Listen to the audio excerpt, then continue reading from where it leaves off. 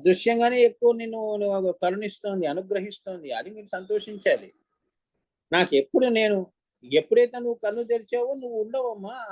ఆమెలో లయమైపోతావు. నది ఆ! కలిసే ముందు ఒక్కసారి చూస్తుంది అంతే. నేను సముద్రంలో కలిసిపోతున్నాను, కలిసిపోతున్నాను అనుకుంటూ ఒకసారి కలిసిపోయింది. పాలలో నీళ్లు కలిసిపోయినాయి అనుకో, నీళ్ళు ఎక్కడ కనిపిస్తాయి? నీళ్ళు కూడా పాలైపోయినాయి. ఇంక నువ్వనే దానివి, నువ్వనేవాడివి ఎక్కడున్నారు? అదే ఆజ్ఞాచక్రం. అమ్మా! మళ్ళీ సహస్రార కమలంలో వాళ్ళిద్దరూ ఏమనుకుంటారు? ఇద్దరు కలిసిపోయి ఒకటయ్యారు కదా! ఇంక మనము సున్నాలోకి వెళ్ళిపోవాలి. పరాశూన్యంలోకి వెళ్ళిపోవాలని అక్కడి నుంచి వాళ్ళు ద్వాదశాంతాలు దాటి, రాజరాజేశ్వరి స్థితి దాటి, అక్కడి నుంచి వాడు లలిత ఉల్లలిత అయిపోతుంది. ఇక్కడ మధ్యలో కూర్చుంది ఎవరు? నీ గురువు. హ్రీంకారాసన గర్భితానాలు ఈ భువనేశ్వరి అమ్మవారు కూర్చొని ఉంటుంది. నీకు పైనవి పరములో కావలసినవి ఇవ్వాలి అంటే ఈ గురువే అనుగ్రహం ఉండాలి అని చెప్తున్నారు. ఊరికి నువ్వు అడగంగానే పైన ఎక్కడో లలిత అమ్మవారు వచ్చేసి నాకు అన్ని ఇచ్చేస్తుందంటే కుదరదు. కింద గురువు ఉన్నాడు. ఏమ్మా? That is the importance of the గురువు. నేను మరి ఎన్ని పూజలు చేశావు.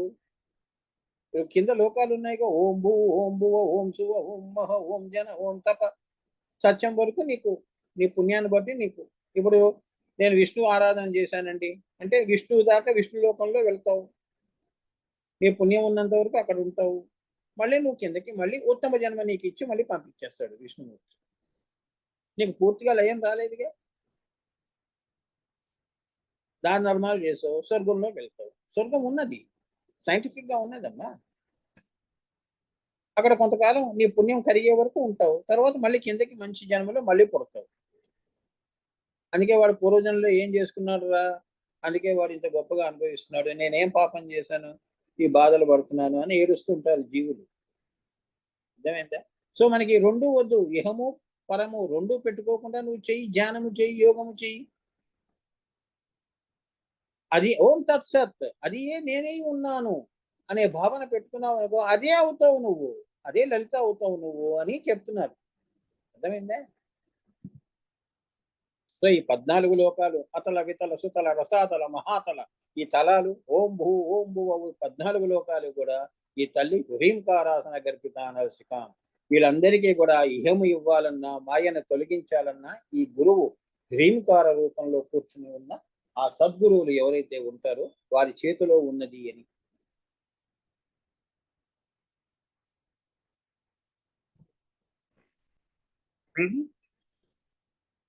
అది ఒక్కటే బ్రహ్మమునకు చేర్చే ఉపాధి, ఇంకో ఉపాధి లేదు మనకి. సో ఇది హ్రీం బీజం యొక్క గొప్పతనం అని మనం తెలుసుకోవాలి. హ్రీం బీజం ఎంత గొప్పతనమో నువ్వు తెలుసుకో. హ్రీంకారాసన గర్భిత నలసికాం అన్న మాట ద్వారా వేద ఋషులు చెప్పగా దానిని ఇప్పుడు మనం అర్థం చేసుకుంటున్నాము. వేద ఋషులు ఏం చెప్పారు? ఇప్పుడు నేను చెప్పింది చెప్పారు. అందుకే మా నాన్నగారు కూడా నాకు అదే ఇచ్చారు. ఓం హ్రీం ఓం అలా అని చెప్పి నేను, ఎందుకంటే హకార రకారాలు అక్కడికి వెళ్ళినప్పుడు హ్రీం, ఇప్పుడు నేను మీ ముందు హ్రీం అన్నాను అనుకో, మీకు తెలియకుండా నేను నాదంలోకి వెళ్ళిపోతాను. అదే గదిలో కూర్చొని నేను హ్రీం అనేది ఉపాధి నాకు పైకి వెళ్ళటానికి. హ్రీం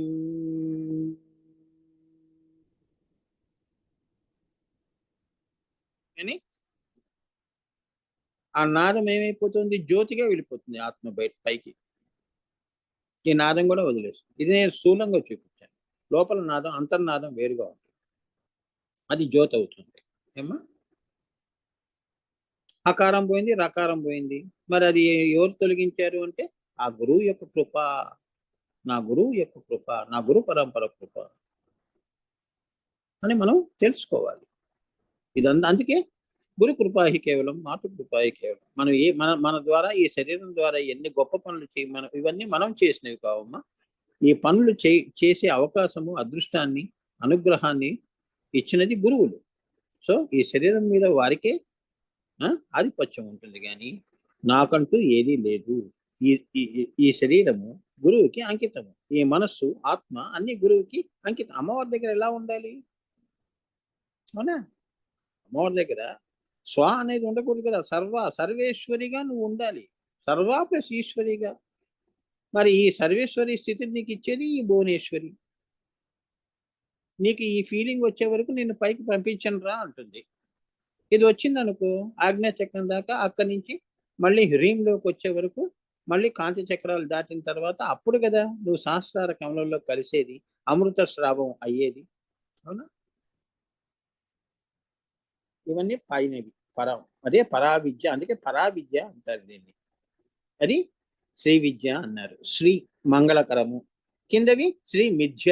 ఆజ్ఞాచక్రం కిందంతా అబ్బా మాయరా నాయన, ఇదంతా శ్రీ మిథ్య. మిథ్యలో ఉన్నావు. సో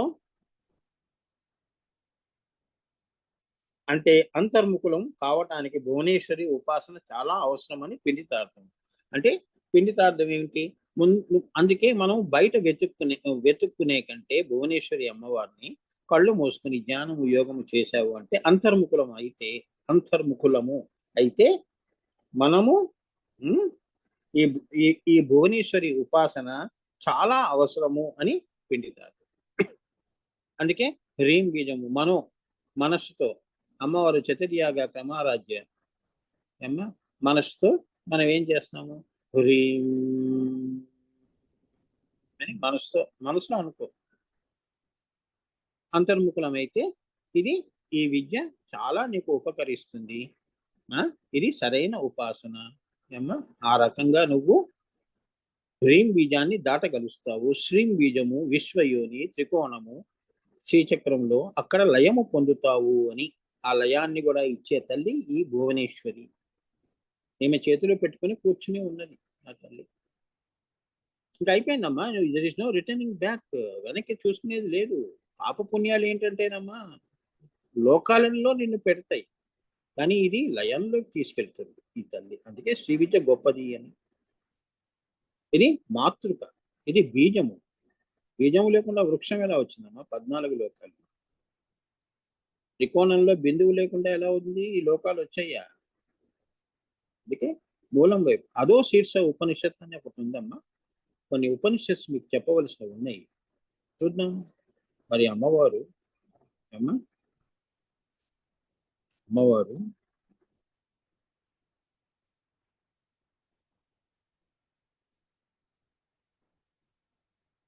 ఆజ్ఞ చేస్తే కొన్ని ఉపనిషత్తు చెప్తారు. ఇక్కడ సృష్టి ఎలా ఉంది? తిరగబడింది. సృష్టి తిరగబడి ఉందమ్మా. మనం మూలం దగ్గరికి వెళ్ళాలి. అదో శీర్ష అంటే ఏంటంటే ఇప్పుడు మీరు చూడండి, నది తటాకంలో వైపు మీరు నడుచుకుంటూ వెళ్తున్నప్పుడు చెట్లు అన్నీ కూడా ఉంటాయి కదా నది ప్రవహిస్తున్నప్పుడు. ఆ చెట్లు పున్నమి వెన్నెల్లో కానీ ఎక్కడైనా ఎండాకాలంలో కానీ ఆ చెట్లు నీటిలో పడినప్పుడు దాని ప్రతిబింబం ఎలా ఉంటుంది? చెట్టు తిరగబడి ఉంటుంది. అదే అనమాట అదో శీర్ష అంటే. అది సృష్టి కూడా అలా ఉన్నది. మనందరము కర్మ ఫలాలము. శివుడు తిలా పాపం తలా కాస్త అన్నట్టు మనకి కర్మగా మన ఇక్కడ కింద పడేసేయడని. మనం ఫలాలుగా భూమి మీద పడ్డవాళ్ళం. కర్మ ఫలం. అయ్యో శివుడు సంకల్పం చేయకుండా ఉంటే ఇన్ని బాధలు ఉండేవి కాదు కదా అని మనం అనుకుంటుంటాం కదమ్మా. అది మరి ఆయన ఆనందం. మరి ఆయన సంకల్పం. పిల్లల్ని కన్నాడు. మన తల్లిదండ్రులు పిల్లల్ని కన్నారమ్మా. కొందరు పిల్లలు వృద్ధిలోకి వస్తారు, కొందరు పిల్లలు చెడిపోతారు. కర్మ ఫలాలు. ఏం చేస్తాడు తల్లిదండ్రులు? సంస్కరించడానికి వాడికి ఎన్నో మార్గాలు చూపిస్తూ ఉంటారు. దాని గురించి పరితపిస్తూ ఉంటారు అని. ఏమైనా సింపుల్, చాలా సింపుల్ లాంగ్వేజ్లో చెప్తున్నాను. టెక్నికల్గా చెప్పాను అంటే మీకు అర్థం కాదు. ఇప్పుడు మీరేం చేయాలి? దీన్ని ఏ పుస్తకం చేతిలో పెట్టుకున్నా కూడా ఆ పదం చూడంగానే అందులో నువ్వు అమ్మవారు నీకు దర్శనం ఇవ్వాలి. ఆ దృష్టి మీకు రావాలని నాకు తపన. మనం పుస్తకం అంతా చదవటం అవసరం లేదమ్మా. ఆ పదం చూడంగానే అక్కడ అమ్మవారు కూర్చొని ఉంటుంది. అక్షరం పరబ్రహ్మ స్వరూపం. అంతేగా? అక్షరంలోనే అమ్మవారు ఉందమ్మా. అక్షర పరబ్రహ్మ. ఈ ఆ నాదమే లేకపోతే అక్షరాలు ఎక్కడ వచ్చాయమ్మా? అది క్షరము కానిది అక్షరము. అనుత్తర లిపి. అనుత్తర లిపి అంటే ఈ సృష్టి ఎప్పుడు పుట్టింది? ఒక కాలము. You can't give any date are time కదా. ఏమోనండి, ఈశ్వరుడికి సంకల్పం కలగకపోవడం అది అనంతంగా ఉన్నది. ఇప్పుడు మనం లెక్కల్లో చూడండి, అజంప్షన్స్ అంటాం. సపోజ్ దాని యొక్క వాల్యూ తెలియనప్పుడు సపోజ్ ఎక్స్ అని పెడతాం, ఎక్స్ అని పెట్టుకుంటాం. అలానే అనుత్తర లిపి ఎప్పుడు మొదలైందో చెప్పలేం, కానీ ఈ సృష్టి మొదలై దగ్గర దగ్గర ఇన్ని కోట్ల సంవత్సరాలు అయింది అని ఒక ఇది. అంతకుముందు ఒక సృష్టి లేదా అంటే ఏమోనండి, ఉంటే ఉండొచ్చు, తెలియదు కదమ్మా, ఎవరికి తెలియదు ఈ రహస్యం. ఎన్ని సృష్టిలు వచ్చాయో ఎన్ని వెళ్ళిపోయాయో మనకేం తెలుసు? అవునా? నువ్వు చూస్తున్నా, నువ్వు నువ్వు నువ్వు పుట్టావు, నువ్వు పుట్టినప్పుడు సూర్యుడు చంద్రుడు ఉన్నారా? మన పూర్వం నుంచి ఆ సూర్యుడు చంద్రుడికి ఎందరో ఆర్ఘ్యం ఇచ్చారు, దండం పెట్టుకున్నారు, పున్నమి వెన్నెల్లో వాళ్ళు కూడా కూర్చున్నారు, వాళ్ళు దాన్ని అనుభవించారు. ఆ రాత్రులు, ఆ పున్నమి రాత్రులన్నీ కూడా వాళ్ళు కూడా చక్కగా ఆనందంగా గడిపారు. అదే కాలం, ఆ కాలాల్లో ఈ కాలంలో మనం కూడా చంద్రుడు అదే వెన్నెల కురిపిస్తున్నాడు, అంతే కదా. అప్పుడు చంద్రుడు వేరు, ఇప్పుడు చంద్రుడు వేరు అని కాదు కదమ్మా. ఎంత అందంగా ఉంటుందో చూడమ్మా, ఎంతమంది మహానుభావులు అందుకే సూర్యచంద్రుల సాక్షిగా అంటారు, పంచభూతాలు సాక్షిగా అంటే ఇదే గాలి మీ పూర్వీకులు కూడా పీల్చారు. పంచభూతాల సాక్షిగా అంటే అదనమాట.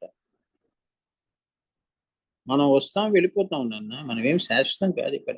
నీ పిల్లలు ఉంటారు, you are made in the image of your father, అంతే కదా. తండ్రి చనిపోయి కొడుకులో బతుకుతాడు, పిల్లల్లో బతుకుతుంది తల్లి కూడా. ఆమె చచ్చిపోతుంది కానీ ఆమె జీన్స్ అంటారు కదమ్మా, అవి దానికి మృత్యువు లేదు, కొడుకులో ఉంటుంది, ఆ కొడుకు నుంచి ఇంకో తరం అలా. సో ఇక్కడ రాలిపోయింది కేవలం శరీరమే కానీ ఏమ్మా, ఆ జీన్ అనేది కాదు అది. సో ఈయన తండ్రి పోయాడు కానీ కొడుకులో బతికాడుగా మళ్ళీ, అదనమాట. అందుకే ఈ ఆస్తులు కూడబెట్టడం, 7 తరాలకి కూడబెడుతున్నారు అంటే ఏంటంటే నేను చచ్చిపోయినా నా పిల్లలు అనుభవిస్తారంటే దాని అర్థం ఇదనమాట. అంటే ఇప్పుడున్న ఈ కలియుగంలో అంతే కదమ్మా, అందరూ ఆధ్యాత్మికంలో కూడా డబ్బు మనుషులే కదమ్మా. అందరూ ఎందుకు వస్తున్నారు?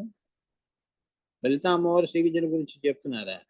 ఎంతసేపు మా ఆశ్రమాలును వాళ్ళ యొక్క భోగాలు ఇవి చూసుకోవడానికి వాళ్ళు డొనేషన్లు ఇవ్వమని అదని ఎంత ప్రాణం తీస్తున్నారు.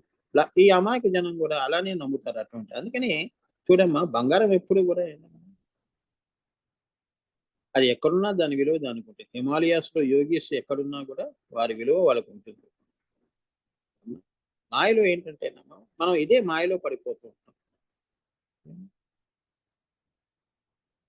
అలా వాళ్ళు సంపాదిస్తుంటారు, పెద్ద పెద్ద ఆశ్రమాలు కడుతుంటారు. అసలైన గురువులు పాపం ఎన్నో బాధలు పడుతూ ఉంటారు, అయ్యో ఇది ఈ ప్రసాదము అందరికీ అందాలి అని చెప్పి. ఎందుకంటే వాళ్ళు నీతిని ధర్మాన్ని, ఎందుకంటే వాళ్ళ మనస్సాక్షి అంగీకరించదు ఎవరిని మోసం అనేది. ఎందుకంటే పెద్ద ధ్యేయం పెట్టుకునే వాళ్ళు చిన్న చిన్న తప్పులు చెయ్యరు.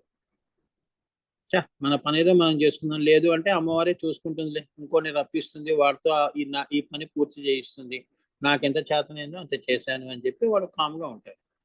వాడు తలుచుకుంటే కోట్లు సంపాదించలేక కాదు, కానీ ఆ మార్గం వద్దు మాకు. మా నాన్నగారు కూడా అవసరం లేదన్నాడు,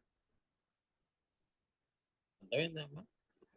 మా నాన్నగారికి ఎన్ని ఆఫర్లు వచ్చాయో, అమెరికన్ ప్రెసిడెంట్ వాళ్ళే పిలిచారమ్మా, అమెరికన్ సిటిజన్షిప్ ఇస్తా అన్నారు 1975లో. అసలు నేను ఇక్కడ ఉండవలసిన ఇక్కడ నేను ఉండవలసిన అవసరమే లేదు నాకు అసలు. ఈ వయసులో నేను అక్కడ అమెరికాలో ఏ స్థితిలో ఉండేవాడిని. కానీ మహోతార్ బాబాజీ వాళ్ళ గురువులు ఒకటే చెప్పారు, అవసరం లేదు ఇక్కడే ఉండండి అని చెప్పారు. ఆ సందేశం వచ్చింది కాబట్టి మా ఫ్యామిలీ అంతా కూడా ఇక్కడే ఉండిపోయాం. ఇవన్నీ వాస్తవాలు, యథార్థాలు శిష్యులకి, ఇంటి వాళ్ళకి అందరికీ తెలుసు. అసలైన రూపం కూడా, అసలైన దర్శనం మన పరంపరలోనే ఉంది. ఎక్కడా మీరు చూడరు బాబాజీని. మన దగ్గరే ఆయన రూపం ఉంది. నేను కూడా కళ్ళతో చూశానమ్మా,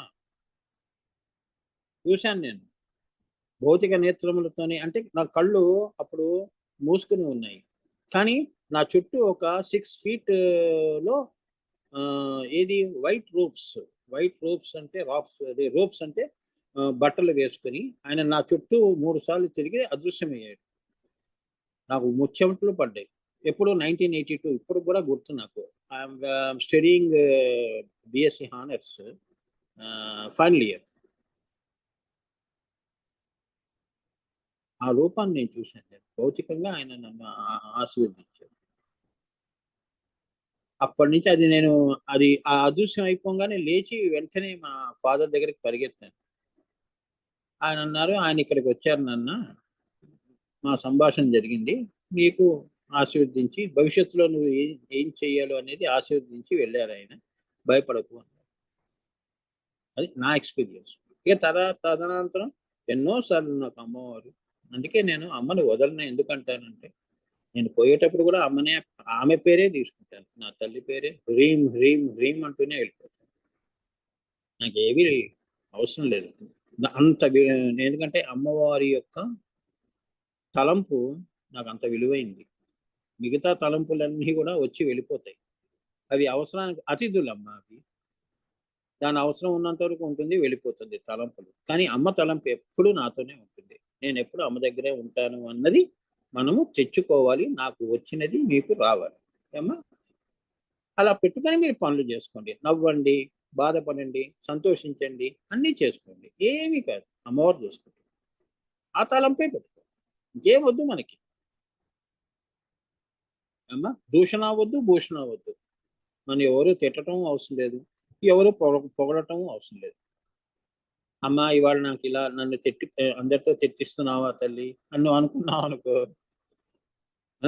నువ్వే తిట్టిస్తున్నావులే అమ్మా, ఎందుకు తిట్టావు? నా సహనాన్ని పరీక్షించడానికి కదమ్మా, ఇంకా సహనాన్ని పెంచుతున్నావు కదమ్మా. ఫోన్లే వాళ్ళు తిట్టారులే, నాకు సహనం ఉందిగా, నా పెరిగింది. ఒకప్పుడు నేను వెంటనే మళ్ళీ ప్రతిచర్య చేసేదాన్ని. ఇప్పుడు చేయట్లేదమ్మా, సహనంగా ఉన్నాను. ఈ పాఠం నేర్పడానికి అమ్మా వాడితో నన్ను తిట్టించావు అని అలా మీరు జీవితాన్ని కొనసాగింపు చేసుకొని, నా పిల్లలు ఇవాళ ఇలా ఉన్నా రేపొద్దున ఇంకా గొప్పగా ఉంటారు అని ఆశావాదిగా ఏమో ఆప్టిమిస్టిక్ అంటారు. పెసిమిస్టిక్గా కాకుండా ఆప్టిమిస్టిక్గా జీవితాన్ని గడపండి. ఆప్టిమిస్టిక్గా ఈ భావాలు ఉన్నప్పుడే చిరునవ్వు అనేది దానంతట అప్రయత్నంగా నీ యొక్క ముఖములో, నీ పెదవుల్లో ఆ చిరునవ్వు అలా వస్తుంది. మరి అమ్మవారు చూడండి, అన్ని విగ్రహాల్లో ఎప్పుడు అమ్మవారు కోపంగా ఉందా? చిరునవ్వుతో నవ్వుతూ ఉంటుంది. వెళ్ళి గట్టిగా పట్టేసుకోవాలనిపిస్తుంది, అంటే ప్రేమగా నా గురించి. అంతే కదా, అవ్యాజమైన కరుణ, అవ్యాజమైన ప్రేమ, భక్తి అప్పుడే వెళ్ళి ఉబుకుతుంది. ఆ ధైర్యం తెచ్చుకోండి. దశ మహావిద్యలుగా శ్రీ విద్య ఎలా పరిడవిల్లింది అన్న విషయాన్ని పరిశీలిద్దాం. ఇది దశ మహావిద్యలుగా శ్రీ విద్య ఎలా పరిడవిల్లింది. ఈ శ్రీ విద్య ఎలా పరిడవిల్లింది అంటే, ఇది దశ మహావిద్యల్లో 4వదైన భువనేశ్వరి విద్య. ఇది 4వ విద్య. పూర్వమే చెప్పినట్లు భువనేశ్వరి అన్న మహామాయ అన్న ఒకటే, అంతే కదా. ఈ భువనేశ్వరి అమ్మవారే కదా మన స్వప్పర భేదంలో పెట్టింది. అమ్మా ఈ స్వప్పర భేదం తీసే తల్లి, నేను నీలో ఏకం అయిపోవాలి, పాలు నీళ్ళల్లా నేను కూడా లయము చేసుకో తల్లి, అమ్మా నీలో లయము చేసుకో తల్లి. అందుకే ఈ తల్లి భువనేశ్వరి అమ్మవారు, భువనేశ్వరి అన్న మహామాయ అన్నా కూడా ఈమె అన్న ఒకటే. అద్వైతంలోని మాయ కాదు ఇది, అద్వైతంలో మాయ కాదు ఇది. అద్వైతంలో మనం ఏమంటాం? సర్ప భ్రాంతి అంటాం, సర్ప రజ్జు భ్రాంతి అంటారు కదా, మా తాడుని చూసి పాము అనుకోవటం. ఆ అద్వైతంకి సంబంధించింది కాదు ఇది, శ్రీ విద్యకి సంబంధించిన మహామాయా స్వరూపము అమ్మవారిది. అమ్మా ఒకటి రెండుగా, ఒకటి రెండైంది, 0 1 2 ఇది అమ్మవారు మహామాయా స్వరూపము అంటారు. అనేకముగా చూపిస్తుంది, మళ్ళీ ఏకాన్ని కూడా చూపిస్తోంది, ఇహము చూపిస్తోంది, పరము చూపిస్తోంది. ఇదే మహామాయా స్వరూపము అంటారు. ఇక్కడ మాయా అంటే ఈశ్వర చైతన్యం. అద్వైతంలో ఏమంటారు? తాడని చూసి పాము అనుకున్నాము అని అలా మాట్లాడతాం కదా. శ్రీ విద్యలో ఏమిటి? ఇప్పుడు ఈశ్వరుడు ఏమయ్యాడు? ఇప్పుడు శివలింగం ఉందమ్మా, శ్రీచక్రం ఉంది, అది శివుడు అయ్యాడు. ప్రతి త్రికోణంలో కూడా కోణాల్లో ఎవరున్నారు? శివశక్తులు ఉన్నారు. ఫెవిఫిక్స్ పెట్టినట్టు ఫెవికాల్ లా ఆ కోణాలు ఎలా అంటుకొని ఉన్నాయి, అక్కడ శివశక్తులు ఉన్నారు. అందుకే ఈ సృష్టి ఇప్పుడు నువ్వు ఉన్నావు అనుకో, నీ రూపం ఉందనుకో, ఇలా గట్టిగా ఎలా నీకు రూపాన్ని ఇచ్చింది, నామరూప జగత్తుని ఎలా సృష్టించింది అంటే ఆ శక్తి ఈశ్వర చైతన్యం అనేది ఉన్నది. ఆ చైతన్యమే భువనేశ్వరి, అదే మహామాయ అంటున్నారు. అది ఈశ్వర చైతన్యం. ఒకటిలో రెండు ఉన్నాయి కానీ ఒకటే. ఈశ్వర చైతన్యం వేరు. ఇప్పుడు దేహము వేరు, నీ మనసు వేరు అనలేవు కదా, నీ ఆత్మ వేరు అని. అన్నీ లోపల ఉన్నాయి. ఇప్పుడు నువ్వేమిటి, శివముగా తిరుగుతున్నావు, చైతన్యం ఉంది కాబట్టి నువ్వు శివలింగంగా భూమి మీద తిరిగేస్తున్నావు.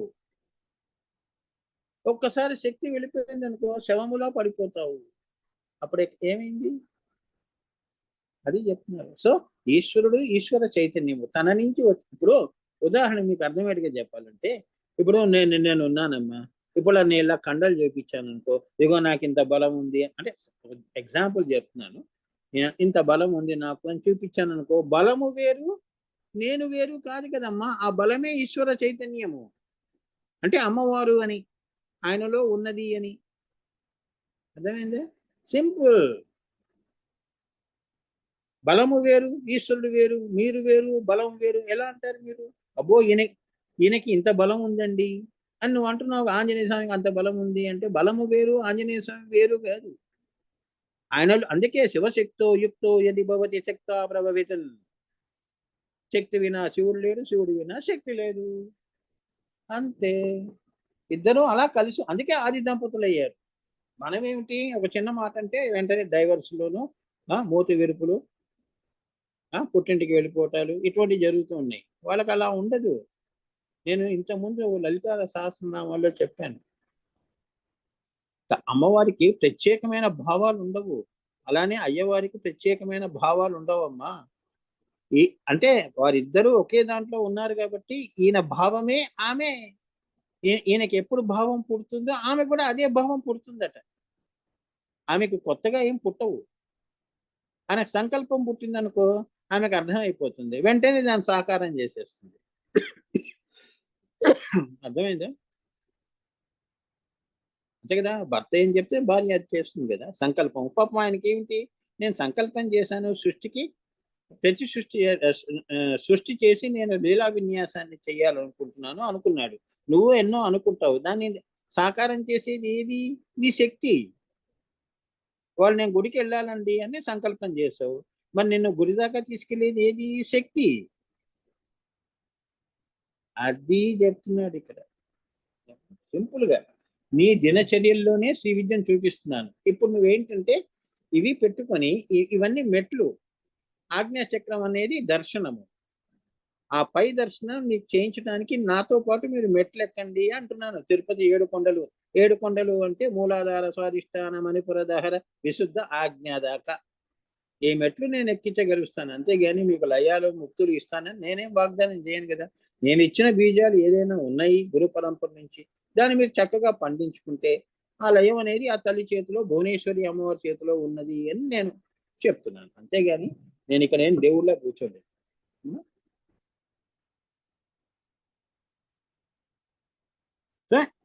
ఇది ఇక్కడ మాయ అంటే ఈశ్వర చైతన్యం. దీనిని ఎలా గుర్తుపట్టవలను అంటే కామేశ్వర రూప పరమాత్మల యొక్క పరస్పర ఈక్షణానికే భువనేశ్వరి అని పేరు.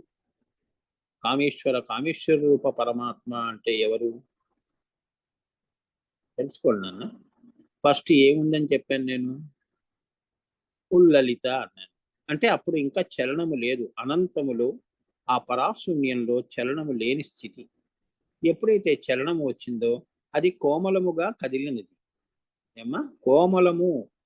కోమలము అంటే లలిత అని. ఆ తల్లి కదిలింది అన్నప్పుడు ఆమె వారు అక్కడ 2 అయింది. 0 1 1 2 అయింది. 0 అనేది అనంతము. ఏమ్మా? చైతన్యం ఏమైంది? కదిలింది కదా. ఆ 0 1 కలిపితే 2. అమ్మా, సో అక్కడి నుంచి ఆ తల్లి ఏమవుతుంది? ఆ భువనాలు అంటే సృష్టి చెయ్యాలి అన్న ఈశ్వర సంకల్పాన్ని పెట్టుకొని దిగుతోంది అమ్మవారు. అప్పుడు ఆ లలిత ఏమవుతుంది? కామేశ్వరి అవుతోంది. అంటే ఆమె యొక్క చైతన్యము, శక్తి కామేశ్వరి అయితే, రూపము శివుడవుతున్నాడు. కామేశ్వరుడు ఎవరు కామించబడ్డాడు? ఎవరు సంకల్పం చేశారు? ఎవరు తల్లిని చేశారు? తండ్రి. అంతే కదా! సో, ఇక్కడ ఏమైంది ఆమె? కామేశ్వరి అయినది. ఆ! ఆయన కామేశ్వరుడయ్యాడు. వీరిద్దరిని ఏం పెట్టుకున్నారు? సృష్టిని చేయాలి, భువనాల్ని సృష్టించాలి అని పెట్టుకున్నారు.